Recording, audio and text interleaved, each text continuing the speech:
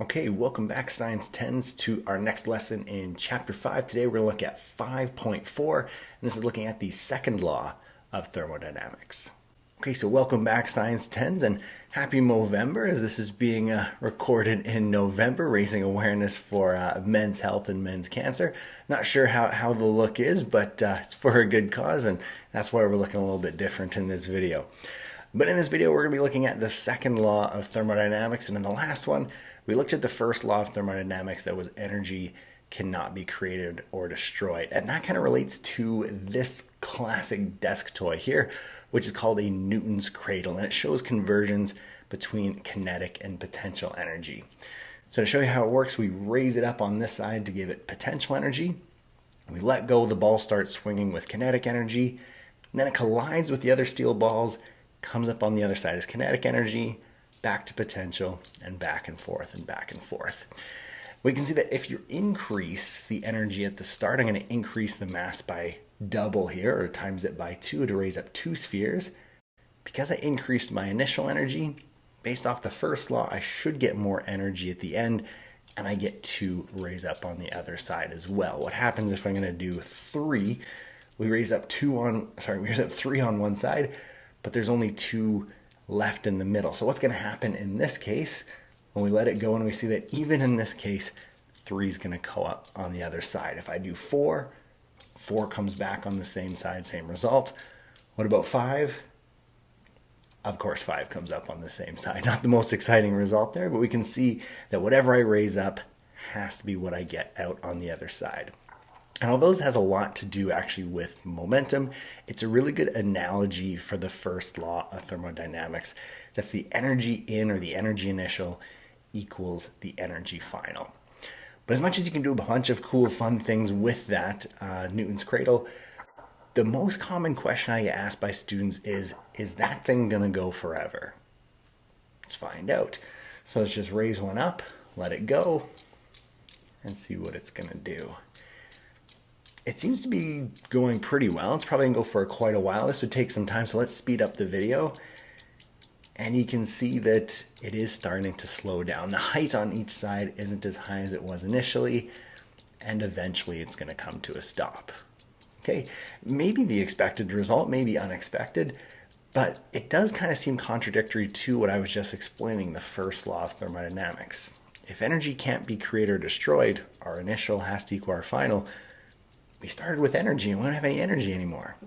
So where'd that energy go? It couldn't have been destroyed. Well, it was lost from the system in small amounts on each collision to 2 things, both one, sound, you can kind of hear the ticking in the video, and also to heat. Anytime we have 2 objects that are going to collide, their particles are going to collide and they're going to shake, which is the definition of heat or thermal energy that we saw in a previous video as well.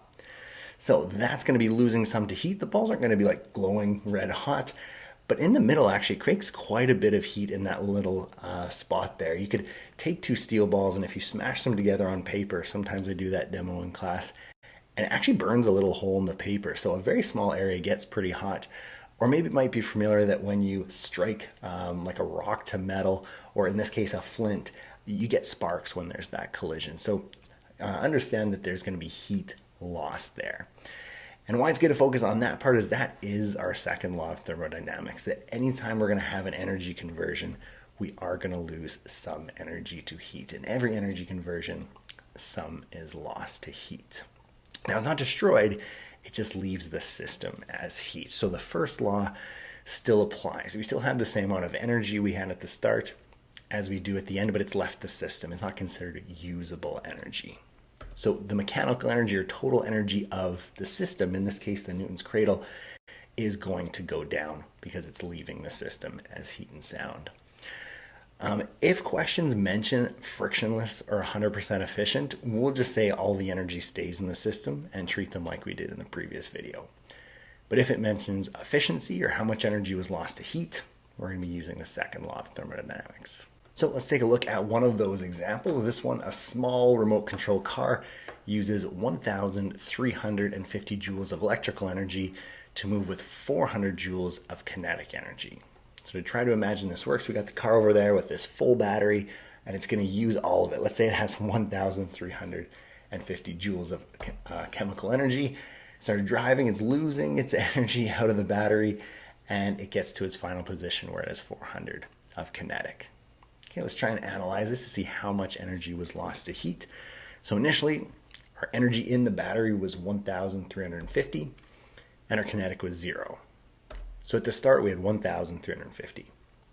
At the end, we have no more potential. We're saying we ran out of juice. We're at 0 potential energy in the battery, and we only have 400 of kinetic. So our total energy at the end is 400. Our total energy has gone down significantly.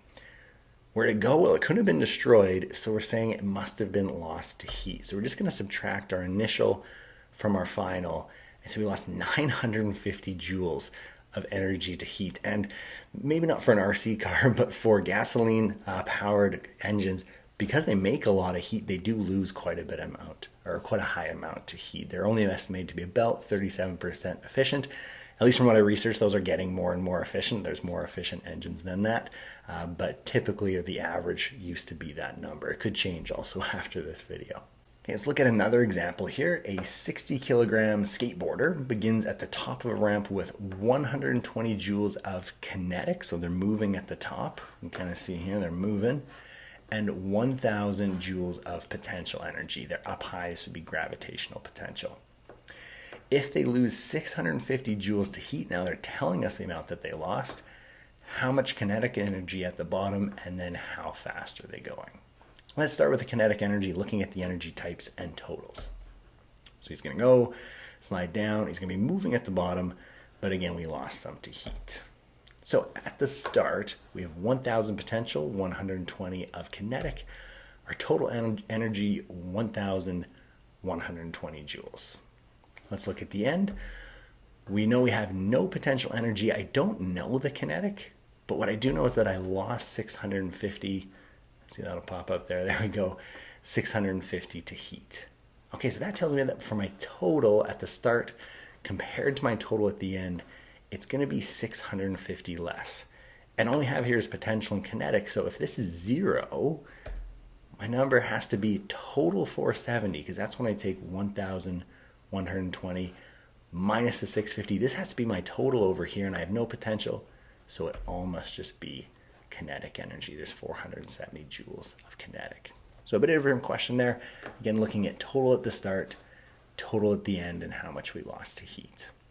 Okay, the last part here really just relates to that calculating energy lesson we had. I think it was 5.2, where we calculate the speed or the velocity from kinetic energy. So this involves, just above me here, the EK is equal to half mv squared, and we'll rearrange that for velocity. So to cancel out the 2, we'll times by 2 on both sides, divide by the m underneath, and then lastly square root.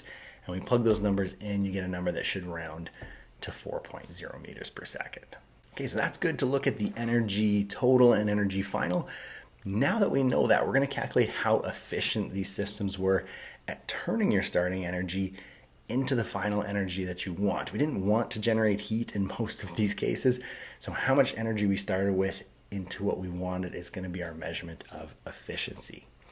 So our formula, the most formal way to write the formula is useful output, what we want, divided by the total input times by 100%. But because we talked about EI and EF previously, I like to think of it as input and output, like energy initial and energy final. The energy initial is what I had off the start. The energy final is what I have in the system at the end. And why I like this one is we talked about looking at the total energy at the start and total energy at the end. And now just we're going to take those numbers and divide them to find efficiency. Let's take a look at some examples like that. This is the previous one we looked at. I'm going to keep those numbers up there, but now we're looking at what's the efficiency. So it's showing that once we know how to do the ones previously, we know the energy at the end, the energy at the start, now all we got to do up above here is divide them. So as soon as it mentions efficiency, I'd write out this formula. Our final energy here is the 470. Our initial was the 1,120, so we're just going to divide those, times by 100 to put in a percent, and this ramp would be 42% efficient. Not super efficient because we did lose a significant amount to heat. Maybe it's a bit of a rough surface as they're going down this ramp.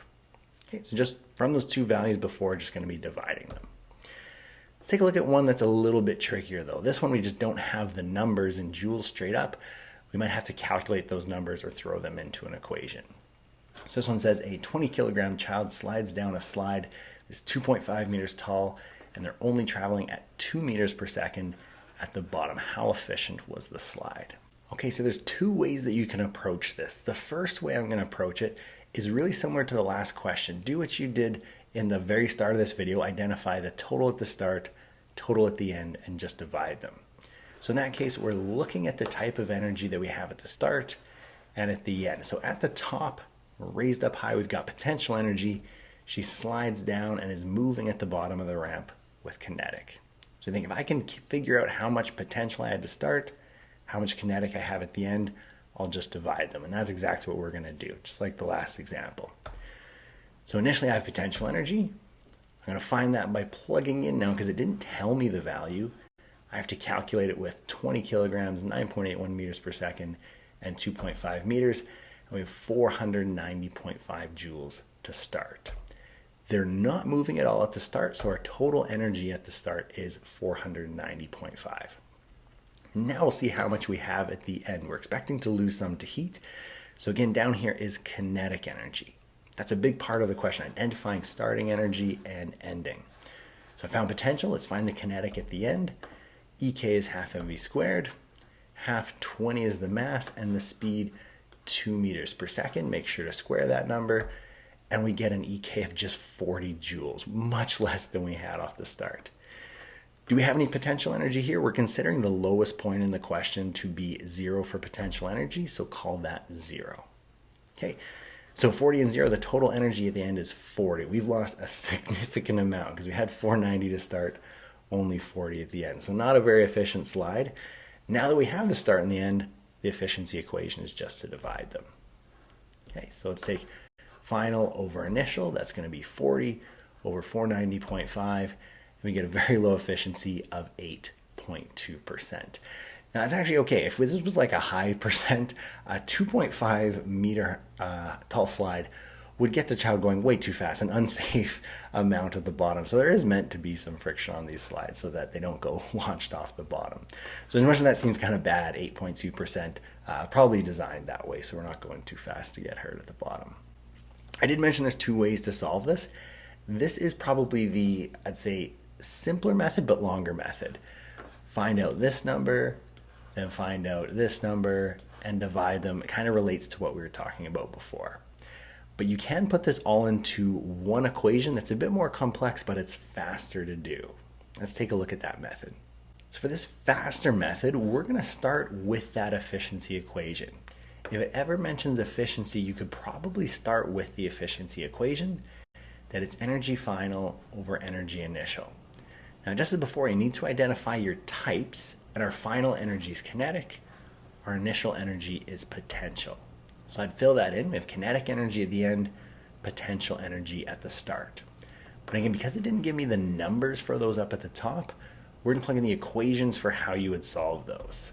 So we have half mv squared. I put it as a half just because it's easier not to have a fraction over a fraction. So 0.5 mv squared over mgh times 100%. And when I set it up like this, something interesting happens, and then we notice there's a mass on the top and a mass on the bottom. Whenever you get a rearrangement like this and there's mass on the top and the bottom, the mass doesn't matter. We can cancel that out. Because think of this as a ratio, the top divided by the bottom. If mass is 20 kilograms over 20 kilograms, that is equal to 1. If it was a larger person with, say, like 50 kilograms or 50 kilograms, it still cancels out to 1. 100 kilograms over 100 kilograms still is equal to 1 in that ratio. So no matter what the mass is, this is going to give us a value of 1. So we can cancel out the mass there. That's really useful if they didn't tell you the mass of the person on this slide. You can still solve for it. Couldn't solve it actually in the other way because you wouldn't be able to find EP and EK on their own. This would be the only way to solve those questions that don't give you the mass of the person going down. But now that I know that, I'm going to plug in my values. Half 2 is the speed or the velocity here squared, 9.81 and 2.5 the height, times by 100%, and we do get the exact same answer of 8.2%. So maybe a little bit more complicated to set up this equation. We've got a lot of variables, a big equation, but you do get to do it in one step compared to the 3 steps for the last one. And this way does enable you to solve it if you don't have the mass of the person. So it can get a little complex, but I hope that gave you some clarity for how to understand efficiency and answer some questions with it. Thank you so much for watching, and I will see you in the next video.